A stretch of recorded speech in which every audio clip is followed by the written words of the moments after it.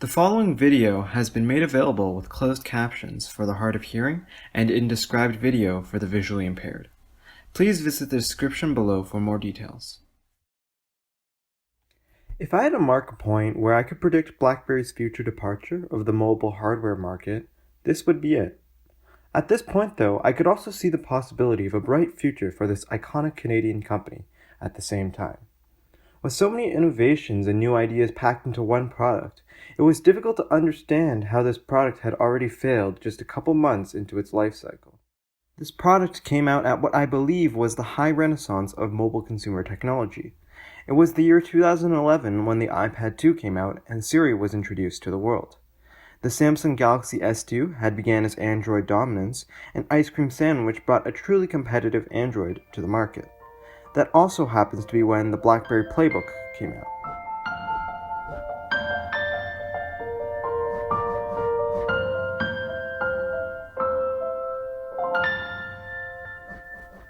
Now, I could sing the praises of the BlackBerry Playbook for many hours, and perhaps I will do a sequel of this video at a future date.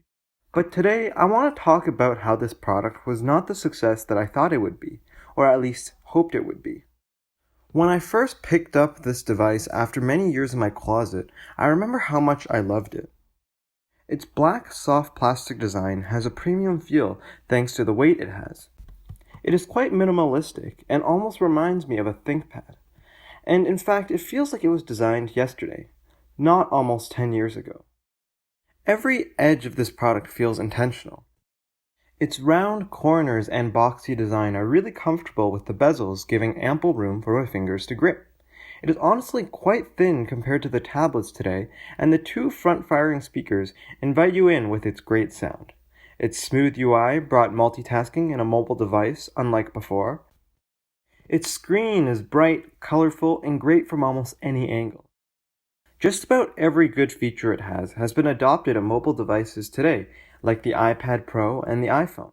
Things like cursor support, a file manager, and a gesture-based navigation system are all included in the Playbook. I mean, just look at the calculator app. It remembers its previous calculations, it converts units, and even calculates tips, and can split the bill between multiple people. Need I remind you that the iPad Pro does not even have a native calculator app? But then when you actually start using it, you start to understand why this didn't take off. When it first came out, it competed with the iPad for around the same price as the iPad. It was clearly rushed out to the market because it didn't come with native email clients or a calendar. You had to connect it with your phone in order to get those features. With poor initial sales, they lowered the price from $500 to $200, and at that point, it was quite a steal. It sold all right, but for most consumers, it was more like a bargain bin item rather than a prize, like the iPad was. BlackBerry really lost its prestige. It still worked really well in workplaces with many productivity applications pre-installed. It had a micro HDMI port to do PowerPoint presentations, as well as Docs2Go, which is an office suite. Features like that were not commonly found on mobile devices. It even allowed users to use their BlackBerry phones as a clicker while presenting PowerPoints. I'd like to think that it sold well to businesses, but with a name like Playbook, it seemed like they wanted it to be for the family, too. It had Need for Speed Undercover pre-installed, and had music and video stores on it as well. My thoughts about the failure of BlackBerry is not like many other YouTubers. It isn't that BlackBerry failed to adapt or failed to innovate. They did that really well, and perhaps even better than others. I think they rushed on their innovations. I don't think the world was ready for what they had to offer. People were not yet as familiar with operating touchscreens and mobile electronics. People wanted a simple button that they could understand so they could hit when something went wrong. With a touchscreen, people don't know what to press because the whole screen can be a button. They were not willing to think outside of the box and interact with the bezels because every device taught them that only the screen was able to be interacted with. These features work now because we are already acquainted with what our phones and mobile devices are capable of. BlackBerry wanted to redefine the industry just 1 year after the iPad was released. They wanted to make a bigger splash, but instead, they were left in the smoke. They needed to accept that their tablet was going to be inferior, that it no longer could be the cool kid on the block. This tablet was not ready to face on such a big competitor, and with so many essential features lacking and an app store that was not comparable, they were no match. The device demanded such a large change of workflow without the cultural following that would allow that change.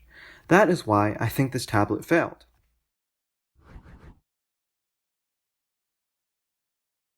To me, this tablet is all the things that makes me love BlackBerry's products. It has so much charm and creativity in one refined design. Everything about this product wants to pave its own road. Everything wants to rewrite what has already been established. And it seems like for every innovation that was ahead of its time, it was a demonstration of ignorance at the same time. A failure to understand that it had already lost control, that Apple's revolution had already taken over. BlackBerry should have been making a retreat. They should have been working on making a recovery. And some would say it was arrogance, but I think it was only human to do. Perhaps it would have been better for them to blend in with the crowd, to copy everyone else, and to follow like lemmings, but BlackBerry chose its own fate. In the grand picture, the Playbook represents the sandy foundation of BlackBerry's sunk cost fallacy that is BB10.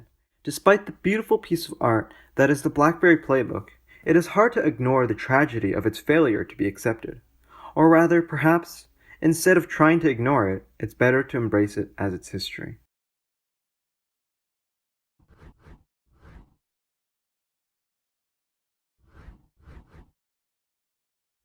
Anyway, I hope you enjoyed this episode. I think it is one of my favorites. We will be releasing another video next week, so if you'd like to see it, stay tuned and subscribe to be notified. Have a nice day.